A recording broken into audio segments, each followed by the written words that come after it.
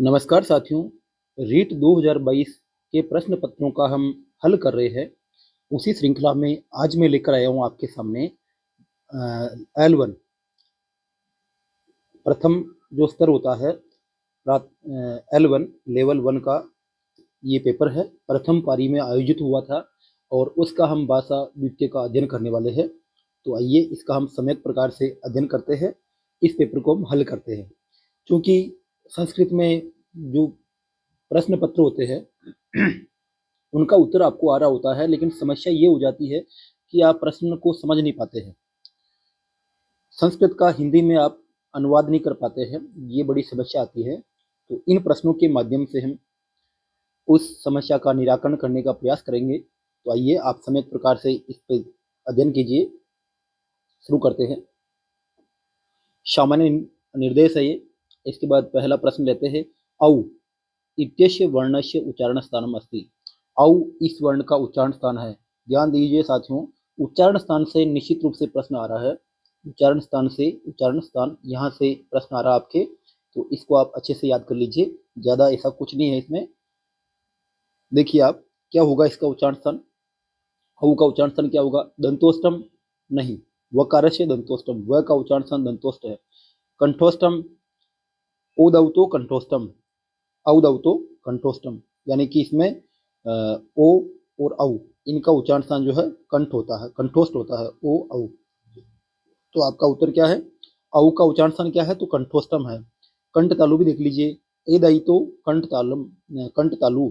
ए और आई का उच्चारण स्थान जो है वो आपका कंठ तालु होता है। और नासिका, यम गणना नाम नासिका, जो आपका फिफ्थ वर्ण है, नासिक के वर्ण है, उसका उच्चारण स्थान जो है वो नासिका होता है। ये आप जानते हैं। आगे बढ़ते हैं। अंतस्था वर्णा संति। अंतस्था वर्णा संति। अंतस्थ वर्ण कौन से है? यरलव है क्या? है, स, प, फ ब व और ग यणन, इनमें से कौन सा है? तो भले ही आपको उत्तर आ रहा हो, लेकिन फिर भी आपको चारों ऑप्शन पर जाना है। तो इसमें आपको पता है अंतस्थ वर्ण कौन से है? यरलव। अंतस्थ वर्ण किसे कहते हैं? जिनके उच्चारण में जो वायु है वो मुखावयव से बाहर नहीं आती है, अंदर ही रह जाती है, उनको आप अंतस्थ कहते हैं। या इसको अपन हिंदी में इस प्रकार से समझते हैं कि जो वर्णमाला के जो मध्य में स्थित है उसको भी आप अंतस्थ वर्ण कह सकते हैं। उष्म वर्ण कौन से है? तो स है। ठीक है, ये आपके उष्म वर्ण है। इस तरह से आप इनको याद रखिए। ये वर्णमाला से प्रश्न आया है। अहम त्वाम पश्यामी, मैं तुमको देखता हूँ। अहम यानी मैं, त्वाम यानी तुमको, पश्यामी यानी देखता हूँ। इत्यस्य वाक्य से वाच्य परिवर्तन कुरुत। इस वाक्य का आपको वाच्य परिवर्तन करना है। तो चलिए करते हैं। देखिए, वाच्य परिवर्तन आपको करना है। इस वाक्य में क्या है? कर्ता है, कर्म है और आपकी क्रिया है। जिस वाक्य में कर्म होता है उसका आप कर्मवाच्य बनाते हो, जिसमें कर्म नहीं होता है उसका आप भाववाच्य बनाते हो। ठीक है, अहम इसमें कर्ता है तो कर्मवाच्य जब आप बनाओगे तो कर्ता में तृतीय विभक्ति का प्रयोग करोगे। और जो आप कर्म है, चूंकि कर्म में द्वितीय विभक्ति होती है, उसमें आप कर्मवाच्य बनाते वक्त प्रथमा विभक्ति आपको करनी है। और जो क्रिया है वो आपकी कर्म के अनुसार चलेगी। यानी कि कर्म में जो पुरुष है, जो वचन है, वही आप क्रिया में लगाओगे और उसका आत्मनेपदी रूप आपको बनाना है। ठीक है, तो देखते हैं अपना अहम का। तो अहम इस वाक्य में करता है तो इसका तृतीय हो जाएगा मया।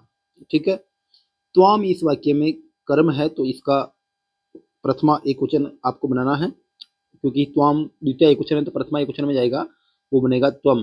अहम त्वम, इस वाक्य का कर्ता त्वम हो गया।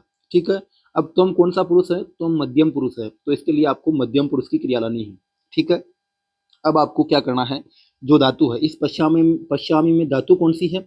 इस पश्यामी में धातु है दृश्य। ठीक है, मूल धातु जो है वो लानी है आपको, दृश्य। अब इस दृश्य का आपको आत्मनेपदी रूप बनाना है।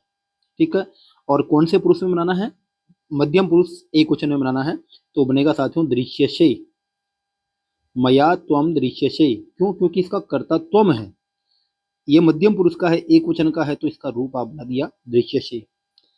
देखो आप कहाँ पे ऐसा है, ये नहीं है, ये नहीं है, ये नहीं है। त्वम मया, मया त्वम दृश्यसे, बिल्कुल ये सही है। देखो साथियों, हाँ इसमें कर्ता आगे पीछे हो सकता है, ऐसा कुछ नहीं है। मैंने यहाँ बीच में लगाया है, आप उसको आगे भी लगा सकते हैं। देखिए मैंने क्या लिखा था, मया त्वम दृश्यसे। इसने कर्ता को आगे लिख दिया, कोई दिक्कत नहीं, ऐसा कोई फर्क नहीं पड़ता संस्कृत में। तो हम मया दृश्य से, इस तरह से आप इस वाक्य को करोगे। अहम मया पश्यामि, ये गलत है। स गुरुवे प्रणमति, स गुरुवे प्रणमति, वाक्यम संशोधित, इस वाक्य को आपको संशोधन करना है।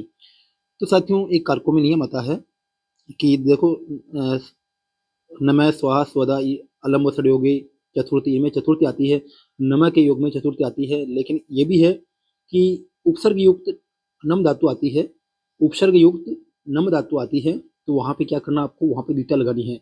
यहाँ पे प्र प्लस नम धातु आई है, ठीक है, तो रूप बन गया प्रणमति।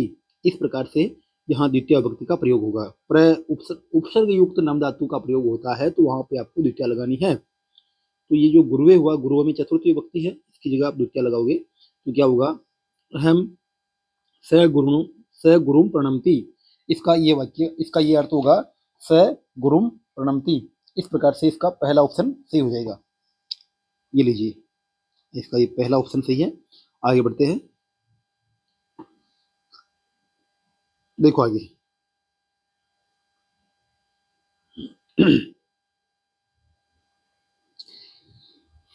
अहम हयः चित्रपटम द्रक्ष्यामि, अहम यानी मैं, हय यानी कल, हय, हय का अर्थ होता है साथियों बीता हुआ कल, ठीक है, हय यानी बीता हुआ कल, बीता कल, हय का अर्थ बीता कल होता है।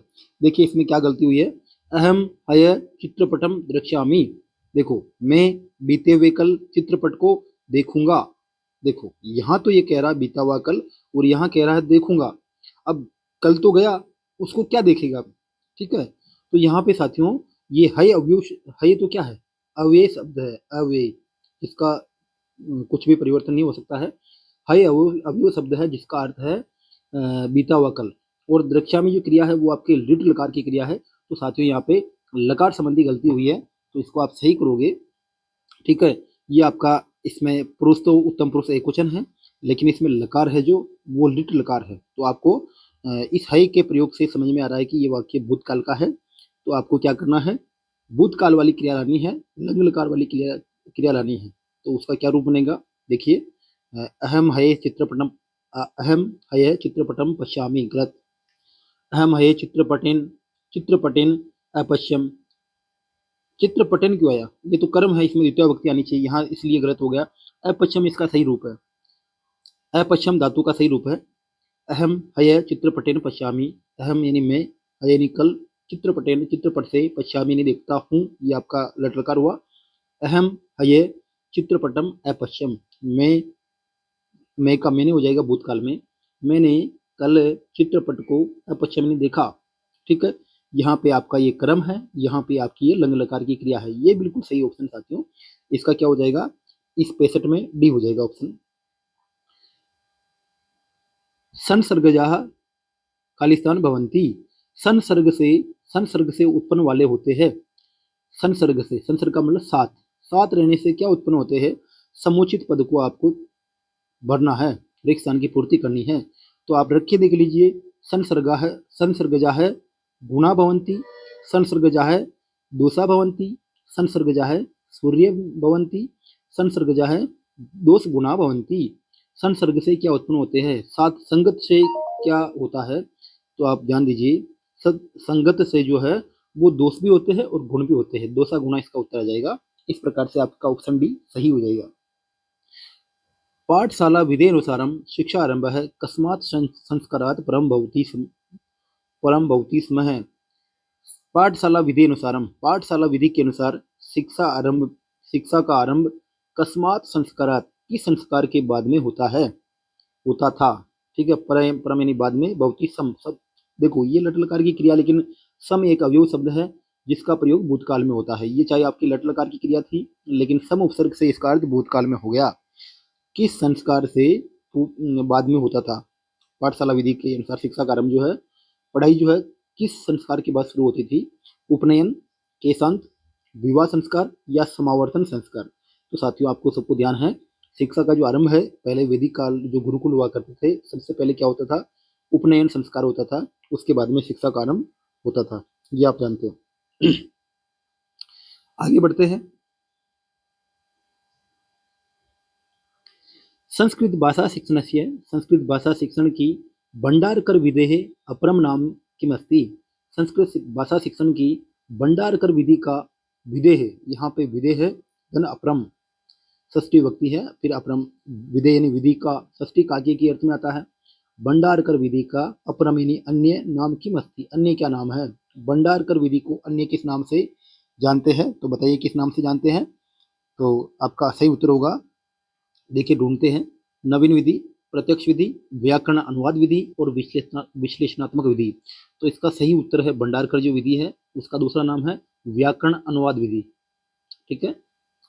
यावत छात्रेषु सक्रिय रुचि न भविष्यति, यावत यानी जब तक, छात्रेषु छात्रों में, सक्रिय रुचि न भविष्यति जब तक छात्रों में सक्रिय रुचि नहीं होगी, तावत तब तक शिक्षकस्य शिक्षक का सर्वोत्तम कार्यम पूर्णम न भविष्यति, तब तक शिक्षक का सर्वोत्तम कार्य जो है वो पूर्ण नहीं हो सकता है। जब तक छात्रों में सक्रिय रुचि अध्ययन के प्रति नहीं होगी तब तक शिक्षक का सर्वोत्तम कार्य जो है वो पूर्ण नहीं होगा। ये सिद्धांत है, ये कोई बात है। दी प्रिंसिपल ऑफ टीचिंग मेथड, ये पुस्तक का नाम है। दी प्रिंसिपल ऑफ टीचिंग मेथड इत्यस्मिन् पुस्तके केन लिखितम, ऐसी पुस्तक किसने लिखी, इस पुस्तक का लेखक कौन है। ये जो सिद्धांत है ये इसी पुस्तक का है। जब तक छात्रों में सक्रिय रुचि नहीं होगी तब तक शिक्षक का सर्वोत्तम कार्य पूर्ण नहीं होगा। दी प्रिंसिपल ऑफ टीचिंग मेथड, इस पुस्तक के लेखक कौन है। पेसेंट महोदय, हेराल्ड महोदय, पामर महोदय या कोमेनियस महोदय। तो इनमें से कौन है बताइए आप। तो उसका सही उत्तर होगा पेसेंट महोदय। जब शिक्षण विधि अपन पढ़ेंगे उसमें चीजें आएगी, वहां अपन इसका सम्यक प्रकार से अध्ययन करेंगे। आगे बढ़ते देखिए आप, संस्कृत शिक्षण प्रति, संस्कृत शिक्षण के प्रति छात्रेषु छात्रों में रुचि उत्पादनार्थम, रुचि उत्पादन के लिए, साथियों यहाँ पे संधि कर देंगे आप, रुचि धन उत्पादन। ठीक है, उत्पादन धन अर्थम, रुचि उत्पादन के लिए, रुचि उत्पादन के लिए शिक्षक शिक्षक के द्वारा करणीय में नहीं करना चाहिए। संस्कृत शिक्षण के प्रति छात्रों में रुचि उत्पादन करने के लिए शिक्षक द्वारा क्या करना चाहिए। देखिए, पाठ्य पुस्तक से श्लोक वाचनम, पाठ्य पुस्तक से श्लोक का वाचन करवाना, विविध साहित्य गतिविधि नाम आयोजनम, विविध प्रकार की साहित्यक इत्यादि गतिविधियों का आयोजन करना, संस्कृततः हिंदी भाषायाम अनुवाद करना, संस्कृत से हिंदी भाषा में अनुवाद करवाना, कठिन शब्दानाम अर्थ लेखनम, कठिन शब्दों का अर्थ लिखना। इनमें से कौन सी सही विधि है। तो साथियों इसमें ध्यान देंगे आप, विविध साहित्यक गतिविधि आयोजनम, तरह तरह की और साहित्यक इत्यादि गतिविधियों का आयोजन करना। क्योंकि देखो बच्चा एक्टिविटी से सीखता है। ठीक है, एक्टिविटी जितनी होगी उतना ही शिक्षण जो है वो प्रभावी होगा। आगे देखो आप, संस्कृत शिक्षणे मस्तिष्क यंत्रम यानी कि संगणकम साधनम वर्तते। संस्कृत शिक्षण में मस्तिष्क यंत्र जो कि संगणक यानी कंप्यूटर का अन्य नाम है वो साधन है। संस्कृत का जो मस्तिष्क यंत्र है वो कैसा साधन है, दृश्य साधन है या श्रव्य साधन है या दृश्य श्रव्य साधन है या किमपि कोई भी नहीं है। देखिए कंप्यूटर जो है साक्षात टीवी है वो, तो वो आपका केवल दृश्य भी नहीं है, केवल श्रव्य भी नहीं है, वो दृश्य और श्रव्य, उसमें आप देख भी सकते हैं, उसमें आप सुन भी सकते हैं, दोनों ही काम कर सकते हैं। तो आपका वो दृश्य और श्रव्य साधन है। पाठ्य पुस्तक से भाषा की दृश्य, पाठ्य पुस्तक की भाषा कैसी होनी चाहिए। शिक्षका नाम योग्यता अनुसारम, शिक्षकों की योग्यता के अनुसार, लेखका नाम योग्यता अनुसारम, लेखकों की योग्यता के अनुसार, अधिकारी नाम योग्यता अनुसारम, अधिकारियों की योग्यता अनुसार, और बाला नाम योग्यता अनुसारम, बालकों की योग्यता के अनुसार। देखिए पाठ्य पुस्तक जो तैयार की जाती है वो बालकों को उद्देश्य रख के, छात्रों को उद्देश्य रख के की जाती है, तो इसकी जो भाषा है वो भी बालकों की योग्यता के अनुसार ही होनी चाहिए, बाला नाम योग्यता अनुसारम। इस तरह से इसका उत्तर हो जाएगा। आगे देखिए आप, संस्कृत शिक्षण से मूल्यांकन, संस्कृत शिक्षण का मूल्यांकन में प्रश्न होते हैं। संस्कृत शिक्षण के मूल्यांकन में कैसे प्रश्न होते हैं, ज्ञानात्मक प्रश्न होते हैं या भावात्मक होते हैं या क्रियात्मक होते हैं या फिर उपयुक्त त्रिविपक्षीय संबंधा या उपयुक्त तीनों पक्षों से संबंधित होते हैं। तो साथियों आपको पता है संस्कृत शिक्षण के मूल्यांकन में ज्ञानात्मक, भावात्मक और क्रियात्मक सभी प्रकार के प्रश्न होते हैं। उपयुक्त सभी इसका ऑप्शन होगा। ठीक है, वैसे भी आप समझदार हो, कहीं पे उपयुक्त सभी आ रहा हो तो उसको आप करते ही हो, तो उस प्रकार से भी आप इसको कर सकते हैं, लेकिन सही उत्तर इसका उपयुक्त सभी ही होगा। उपचारात्मक शिक्षणे उपचार कार्यम कीदृशम भवेत्। उपचारात्मक शिक्षण में उपचार कार्य कैसा होना चाहिए? छात्र के स्तर के अनुसार, कक्षा के स्तर के अनुसार, अध्यापक स्तर अनुसारम और प्रधानाचार्य स्तर अनुसारम। किस लेवल का उपचारात्मक शिक्षण होना चाहिए? तो ध्यान देने वाली बात है, देखिए उपचारात्मक शिक्षण होता है निदानात्मक परीक्षण के बाद। उपचार का मतलब इलाज करना, उससे पहले आप बीमारी ढूंढोगे। जरूरी थोड़ी बीमारी आपको सब पूरी क्लास में मिलेगी। कुछ कुछ विद्यार्थी जो समझ नहीं पा रहे होंगे, जो पीछे रह गए हैं, उनमें आपको उस कमी का पता करना है, और जिसमें कमी मिली उनका ही आपको उपचारात्मक शिक्षण करना है, न कि पूरी कक्षा का। अध्यापक का इसमें कोई रोल नहीं है, प्रधानाचार्य का भी इसमें कोई रोल नहीं है। अधिगम हमेशा छात्र केंद्रित होता है, तो इस प्रकार से छात्र के स्तर के अनुसार, न कि कक्षा के स्तर के अनुसार, क्योंकि जिसमें आपको कमी मिलेगी उसका ही आपको सुधार करना है। जो बीमार है उसी का इलाज करोगे ना, या जो ठीक है उसका भी इलाज कर दोगे। तो इस प्रकार से इसका सही उत्तर हुआ छात्र स्तर अनुसारम। जो जिस छात्र में कमी पाई जाती है उसके स्तर के अनुसार आपको सिखाना है। मान लीजिए किसी को वर्णमाला नहीं आ रही है, किसी विशेष विद्यार्थी को, तो उसको आपको वर्णमाला सिखानी पड़ेगी। अब वो किस भाषा में वर्णमाला सीख पा रहा है, उसको जीरो से सिखानी पड़े तो भी सिखानी पड़े, इस हिसाब से आपको चलना है। इस प्रकार का उपदेश उपचारात्मक कार्य होना चाहिए। संस्कृते चतुर्विध भाषा कौशलेषु तृतीय कौशलम अस्ति। ये भाषा कौशल में से प्रश्न आपका आता है, ये महत्वपूर्ण है। मैंने जितने भी पेपर देखे उसमें भाषा कौशल का प्रश्न आ ही रहा है। तो किस प्रकार चार जो कौशल है उनमें से तीसरा कौशल कौन सा है, ध्यान देना आपको। लेखन कौशल, भाषण कौशल, श्रवण कौशल और पठन कौशल। तो आप एक सूत्र याद कर लीजिए, LSRW। ठीक है, सबसे पहले सुनना, फिर बोलना, फिर पढ़ना और फिर लिखना। तो देखिए इसमें तीसरा क्रम किसका आ रहा है, पढ़ना। कौन सा हो जाएगा, पठन कौशलम, पढ़ने वाला कौशल। ठीक है, इसका सही उत्तर जो है आपका है वो ऑप्शन डी हो जाएगा। अब आगे देखिए आप,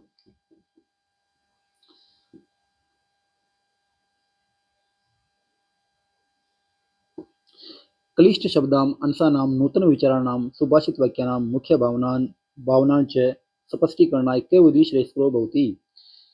क्लिष्ट शब्दों को, अंशों को, नए विचारों को, सुभाषित वाक्यों को, मुख्य भावनाओं और मुख्य भावों को स्पष्ट करने के लिए कौन सी विधि ज्यादा उपयोगी है? श्रेष्ठ का मतलब लाभदायक है। तो बताइए आप, व्याकरण विधि, व्याख्या विधि, प्रत्यक्ष विधि या लेखन विधि? तो इसका सही उत्तर जो हो जाएगा वो हो जाएगा व्याख्या विधि, क्योंकि किसी भी चीज का स्पष्टीकरण करने के लिए आपको उसकी व्याख्या करनी पड़ेगी। फिर कलिष्ठ शब्द हो, नए विचार हो, किसी भी प्रकार के नए विचार है तो उनकी आपको स्थापना करनी होती है। सुभाषित वाक्यों को आपको एक एक पक्ष पर जाना होता है, और मुख्य जो भावनाएं हैं उनको भी आप, मतलब इस तरह की चीजों के लिए आपको एक्सप्लेनेशन चाहिए, व्याख्या चाहिए। तो इसमें व्याख्या विधि इसका सही उत्तर हो जाएगा। आगे बढ़ते हैं, ये आपका गद्यांश आ गया। इसका गद्यांश को आप पढ़ लीजिए, जरूरत लगेगी तो इसको पढ़ना समीचीन होगा, नहीं तो इसका सीधा प्रश्न में आ जाइए। धनहीन जीवनात् इत्यत्र का विभक्ति। धनहीन जीवन से ऐसा वाक्य है, या सॉरी ऐसा शब्द है, इसमें कौन सी विभक्ति आपको ढूंढना है। तो साथियों देखो, आप थोड़ा अगर अकल का प्रयोग करते हो तो भी इसको कर सकते हो। जीवनात्, जैसे एक शब्द ले लो आप, रामात, पीछे तय का उच्चारण आ रहा है, इस प्रकार से आप समझ सकते हो। जीवनात् में कौन सी विभक्ति होगी, पंचमी विभक्ति। कौन सी विभक्ति होगी, पंचमी। इसमें तृतीया नहीं है, चतुर्थी नहीं है, षष्ठी नहीं है। धनहीन जीवनात्, इसमें कौन सी विभक्ति, तो इसका सही उत्तर होगा पंचमी।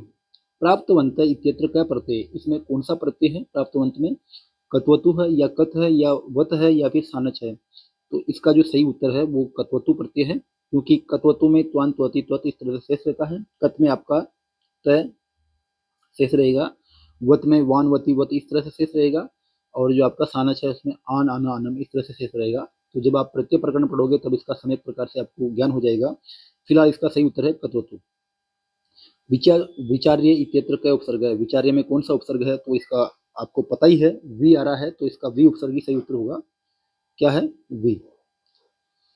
अगला जो प्रश्न है उसको देखिए, दारिद्र्यो दारिद्र्योपहता दारिद्र्योपहता इत्यत्र संधि विच्छेद अस्ति। इसका संधि विच्छेद क्या होगा? तो देखिए इसका, देखो मैं तो आपको इस तरह से समझाता हूँ। ऊपर जो क्या दिख रहा है आपको, क्या इसमें देखने को मिल रहा है, इसमें वृद्धि देखने को, सॉरी गुण देखने को मिल रहा है। ऊ की मात्रा बन रही है तो आप इसको गुण मान के चलिए। और जब आपको पता चल गया कि इसमें गुण है तो आप इसका आराम से कर सकते हो। अच्छा, पता हो गया कि इसमें गुण है, तो फिर आपको गुण के नियम पर जाना कि गुण होता कैसे है। गुण होता है जैसे मान लीजिए ए बन रहा तो ए और ई के मिला देने से ए बनेगा, ए और ऊ के मिला देने से ओ बनेगा। तो यहाँ पे ओ बन रहा है तो आपको मान के चलना है पहले वाला ए है, दूसरे वाला ऊ है, इस तरह से। तो ढूंढिए आप। अच्छा, जहाँ पे गुण हो रहा है उससे पहले आपको कुछ भी परिवर्तन नहीं करना है। तो गुण हो रहा है आपका दारिद्र्य, ये में हो रहा है द रि द्र ये तक आपको आ जाना है। इस ये में ए की मात्रा लगानी है, फिर बाद में ए के साथ ऊ को मिलाना है। ऊ प है ता, दारिद्र्य है धन उपता, दारिद्र्य धन उपता। इस इस तरह से कहाँ देखने को मिलता है आपको, ये आपका ऑप्शन भी देख लीजिए, ये इसका सही उत्तर है। तत्र एक श्रेष्ठ है बेरवानंद नाम योगी निवस्ति सम, वहां एक श्रेष्ठ बेरवानंद नाम का योगी रहता था।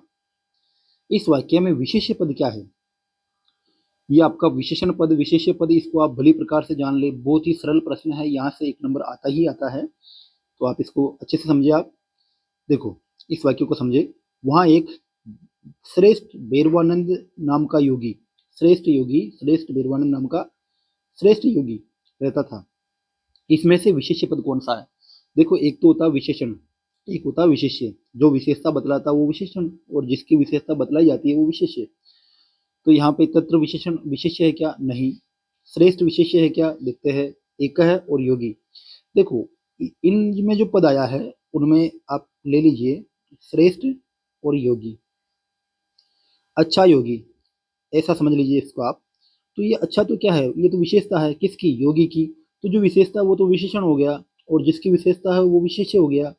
ठीक है, ये आपका विशेषण है और ये आपका विशेष्य है। ठीक है, तो पूछ क्या रहा है? ये पूछ रहा विशेष्य, तो आपका हो जाएगा सही उत्तर ऑप्शन डी योगी। विशेषण पूछता तो आपका उत्तर होता श्रेष्ठ है। इस तरह से अब आगे बढ़ते हैं। इस प्रश्न को आप देखिए। अस्मिन श्लोके किम छंदम प्रयुक्तम, इस श्लोक में कौन सा छंद आया है? तो आपको आराम से ढूंढ लेना है। छंदों में सबसे पहले आपको वर्णों की गिनती करनी है, यहाँ से भी आपका उत्तर मिल जाता है। देखिए पहले इसका सामान्य चर्चा अपन कर लेते हैं। शार्दुल विक्रीडितम जो छंद है, ठीक है, इसमें 19 वर्ण होते हैं। कितने? 19। वसंत तिलका में 14 वर्ण होते हैं। और आपका मालिनी जो छंद है इसमें आपका 15 वर्ण होते हैं। और मंदाक्रांता जो छंद है उसमें आपके 17 वर्ण होते हैं। ठीक है, तो ये अलग अलग वर्णों की संख्या के आधार पर, इसमें तो आप केवल वर्ण गिन के भी आप छंद का निर्णय कर सकते हो। देखिए कितने वर्ण हैं, 1 2 3 4 5 6, आधे वर्ण को नहीं गिनना है, 7 8 9 10 11 12 13 है, 14 है, 15 है, 16 17 18 19। यहाँ साथियों वर्णों को गिनने से ही आपको, वर्ण गिनने मात्र से ही पता लग गया है कि 19 वाला जो छंद है वो शार्दुल विक्रीडितम छंद होता है। तो इसका सही उत्तर हो जाएगा शार्दुल विक्रीडितम छंद। ठीक है, तो आपके लिए बहुत आसान प्रश्न है। छंदों का प्रश्न जो है बहुत आसान होता है, उसमें आप वर्ण गिन करके उसका पता कर सकते हो। और वर्णों से नहीं हो पा रहा है तो फिर आपका उसका लक्षण पर भी जाना होता है, जहाँ पे आप गण बना करके उसके लक्षण का सम्यक प्रकार से अध्ययन कर सकते हैं। तो इसका सही उत्तर शार्दुल विक्रीडितम ये हो गया। नेक्स्ट देखिए आप, श्री वीर भूमिर गुणे, श्री वीर भूमिर गुणे इत्यत्र संधि विच्छेद अस्ति, यहाँ संधि विच्छेद कौन सा है? तो यहाँ देखिए आपको क्या देखने को मिल रहा है, श्री वीर, यहाँ तक तो कोई संधि अपने को लग नहीं रही है। भूमे, भूमेर गुणे, ये भूमे के बाद में हुआ है इसका, तो इसका इसमें साथियों विसर्ग संधि हुई है, और सही हो जाएगा इसका श्री, श्री वीर भूमे धन गुणे, श्री वीर भूमे धन गुणे। यहाँ पे देखो विसर्ग का रे बना है, बस संधि ये है, र बना है, इस रे की जगह आपको विसर्ग करना है। ये देखिए श्री वीर भूमिर गुणे, श्री वीर भूमिर गुणे, इसका जो सही उत्तर हो जाएगा ऑप्शन सी है। सद्वर्णा इत्यत्र का समास है, क्या समास है? सद्वर्णा, इसमें कौन सा समास है? तो इसके लिए आपको श्लोक पे जाना पड़ेगा। जब आप इसको देखोगे तो इसका जो है, इसमें तत्पुरुष तो है नहीं, अवयव भाव जो है वो हो सकता है, क्योंकि उपसर्ग जो है अवयव भाव में आते हैं। और द्वंद्व समास ये तो होगा नहीं, लेकिन आप जब इसका अध्ययन करोगे तो आपको समझ में आ जाएगा। इसका तीसरा ही अर्थ प्रदान हो रहा है, तो इसमें बहुव्रीहि समास है। जब आप श्लोक पे जाओगे तो इसका सम्यक प्रकार से हो जाएगा अध्ययन। समास जब आप पढ़ोगे तो आप इसको इसका भलीभांति ज्ञान हो जाएगा। आगे बढ़ते हैं। हरंती इत्यत्र का प्रत्यय, हरंती में कौन सा प्रत्यय है? तो हरंती में स्त्री प्रत्यय की तोवेत है कि कत्वतु है कि अंति है, अंति ऐसा। तो साथियों यहाँ आप गलती करोगे, यहाँ पे आपको अंति दिख रहा है, आप अंति कर दोगे, लेकिन नहीं, अंति कोई प्रत्यय संस्कृत में होता नहीं है, इनमें से होगा, तो ये तो आपका गलत हो गया। और तव्यत प्रत्यय है क्या? नहीं, तव्यत नहीं है। तव्यत में तव्य से ऐसे रहता है जैसे पठितव्य, ठीक है, आपको देखने मात्र से पता लग जाएगा इसमें तव्यत प्रत्यय है। कत्वतु है क्या? कत्वतु भी नहीं है। क्यों? क्योंकि जैसे कत्वतु में त्वान त्वति त्वत आता है, जैसे पठितवान, पठितवती, पठितवत, इस तरह से आता है, त्वान त्वति त्वत, इस तरह से। तो इसमें साथियों स्त्री प्रत्यय है क्या? बिल्कुल इसमें स्त्री प्रत्यय है। क्यों? स्त्री प्रत्यय जो बनता है वो बनता है अन अंति अत, पठन, पठंती, पठत, पुल्लिंग बनेगा पठन, स्त्रीलिंग बनेगा पठंती और पठत। वैसे ही हरन, हरंती, हरत, लिखन, लिखंती, लिखत, इस तरह से आपका जो सही उत्तर हो जाएगा वो स्त्री प्रत्यय हो जाएगा, इस तरह से। आगे देखिए आप, माला इत्यत्र लिंगम अस्ति, माला का लिंग है। आप वाक्य प्रयोग करके देखिए, माला टूट गई, माला खराब हो गई, माला नहीं है, इस तरह से। तो इसका सही उत्तर हो जाएगा स्त्रीलिंग, इसमें कोई संशय वाली बात नहीं है। 44 इस संख्या को संस्कृत में लिखिए आप। तो 44 को संस्कृत में लिखोगे आप, इसका क्या होगा? देखो, वाक्य प्रयोग में आप 4 को लिखते हो चतुर, क्या लिखते हो? चतु, ऐसा लिख दो, या इस विसर्ग का आप र या से बन जाएगा। वाक्य प्रयोग में चतु ऐसा आएगा, और उसके बाद में आपको जोड़ना चत्वारिंशत, चत्वारिंशत, इस तरह से चतु चत्वारिंशत ऐसा होगा इसका। लेकिन आपको ध्यान देना है, ये विसर्ग जो है, अब इस विसर्ग का विसर्ग संधि होगी। देखिए आप, विसर्ग के बाद में, विसर्ग के बाद में जो है यहाँ पे एगोस वर्ण आ रहा है। क्या आ रहा है? एगोस वर्ण। विसर्ग के बाद में जब एगोस वर्ण आता है तो विसर्ग का स बन जाता है। कौन सा बन जाता है? स, ये वाला स, ठीक है।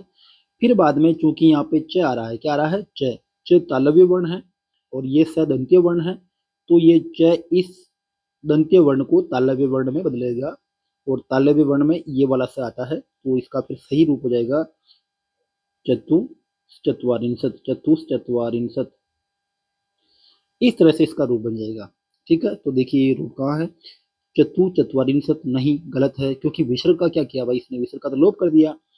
चतुर्चत्वारिंशत्, इसने विसर्ग का र बना दिया, जो कि नियम के प्रतिकूल है। चतुर्चत्वारिंशत्, इसने तो र बना के और उसमें एक की मात्रा और लगा दी, जो बिल्कुल गलत है। चतुश्चत्वारिंशत्, ये ऑप्शन डी इसका सही उत्तर है। रामाय प्रातः 7:30 बजे विद्यालय जाता है। सुबह का टाइम था, तो राम जो है 7:30 बजे स्कूल जाता है, कोई बात नहीं। रेखांकित समय, रेखांकित को समय, रेखांकित समय को संस्कृत में आप लिखो, तो आपको लिखना है 7:30। देखिए संस्कृत में जो है सवा जो होता है, सवा को बोलते हैं सपाद। क्या बोलते हैं? सपाद। 15 मिनट जो होता है उसको सपाद बोलते हैं, और जो आधा घंटा होता है, साढ़े होता है, 7:30, 8:30, इसको सार्ध बोलते हैं। 30 मिनट का जो समय होता है उसको सार्ध बोलते हैं, और जो 45 मिनट का समय होता है उसको पादोन बोलते हैं, है ना, यानी कि 7:45, इस तरह से। तो ये क्या है? साढ़े है, तो सार्ध। और कितने में है? सप्तवादनी, सार्ध सप्तवादनी, 7:30 बजे। तो इसका सही उत्तर हो जाएगा ऑप्शन सी, ठीक है। सपाद सप्तवादनी का अर्थ क्या हुआ? सपाद यानी सवा, 15 मिनट, किसमें? 7 में। पादोन सप्तवाद में, पादोन का अर्थ हुआ 45 मिनट, किसमें? 7 में। 7 में 45 मिनट कम है, इसको ऐसा लेना आपको, इसका मतलब 7 नहीं बजे है। पादोन सप्तवादने का मतलब है 6:45, तो आपको इससे पहले वाला 6 लगाना है, ये आपको ध्यान देना साथियों, यहाँ गलती कर सकते हैं आप। पादोन सप्तवादने का अर्थ हुआ 7:45 बजे। पादोन अष्टवादने, हाँ यहाँ देखिए आप, 7:45 बजे, तो पौने का मतलब 45 मिनट, और पौन किस में है? 45 मिनट कम है। पादोन का मतलब 45 मिनट कम है, किस में है? 8 बजने में, यानी कि 7:45। इसका आप इस प्रकार से करेंगे। हालांकि जो अपना प्रश्न था उसका उत्तर सही है, सार्ध सप्तवादन। अब देखिए आप, लास्ट के 2 प्रश्न और है। माहेश्वर सूत्रेषु, माहेश्वर सूत्रों में अच वर्णा कति संति। माहेश्वर सूत्रों में अच कितने हैं? अच का मतलब स्वर, संस्कृत में स्वर कितने हैं अपन निकाल सकते हैं, लेकिन क्या पूछ रहा है, माहेश्वर सूत्रों में स्वर कितने हैं, तो आपको पता होना चाहिए अयून, रिलरिक, रिलरिक, एओंग, एओंग और आयउच, इस तरह से। तो इसमें कितना है, देखिए आप लास्ट वाले को काट दीजिए, 1 2 3 4 और 5, ये कट गए। अब देखिए, अब गिनिए आप, 1 2 3 4 5 6 7 8 9, 9 है कुल, मूल रूप से 9 स्वर है। तो इसमें आपका उत्तर हो जाएगा 9 है। क्या पूछ रहा है, अच कितने हैं, तो आपको ए से लेके च तक चलना है, और जो अंतिम वर्ण है उनको आपको जोड़ना नहीं है, तो आपकी कुल मिलाकर के 9 है। ठीक है, ये आपका हो गया।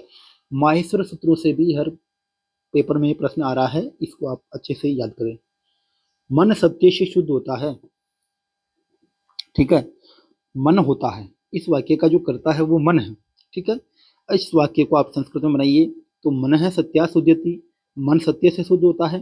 देखिए संस्कृत में से दो जगह आता है, से तृतीया में भी आता है, तृतीया का भी से आता है, और पंचमी का भी,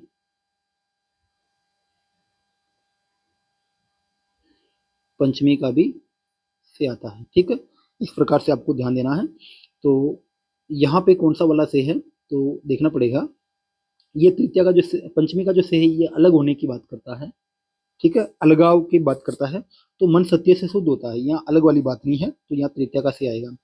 मन सत्यात शुद्ध्यति, मन सत्या शुद्ध्यति, पंचमी गलत है।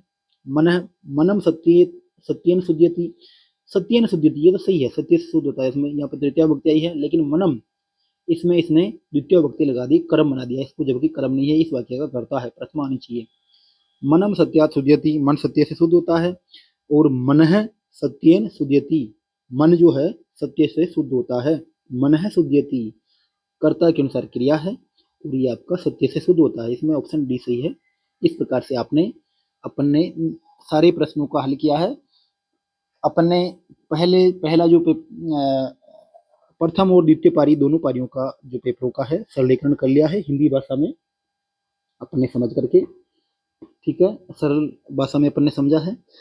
साथियों, उम्मीद है ये क्लास आपके लिए उपयोगी होगी। आपको प्रश्नों का हल तो मिला ही होगा, साथ में प्रश्नों को समझे कैसे, किस प्रकार से इनको समझना है, किस प्रकार से इनका उत्तर देना है, इत्यादि बिंदुओं पर हम चर्चा की है। अब आगे की कड़ी में और हमें लगेगा तो और इसके प्रश्न पत्रों को हल करेंगे, क्योंकि हमें विद्यार्थियों की प्रतिक्रिया ठीक से दिख नहीं पा रही है, तो मुझे लगता है शायद जरूरत नहीं होगी, इसलिए आगे की जो श्रृंखला है उसके बारे में सोचेंगे। अगर आपको किसी विषय, संस्कृत या हिंदी से संबंधित किसी भी विषय में कठिनाई हो रही है, तो आप कमेंट बॉक्स में लिखिए, उसको मैं सरल करने का प्रयास करूंगा। धन्यवाद साथियों, आज के लिए इतना ही।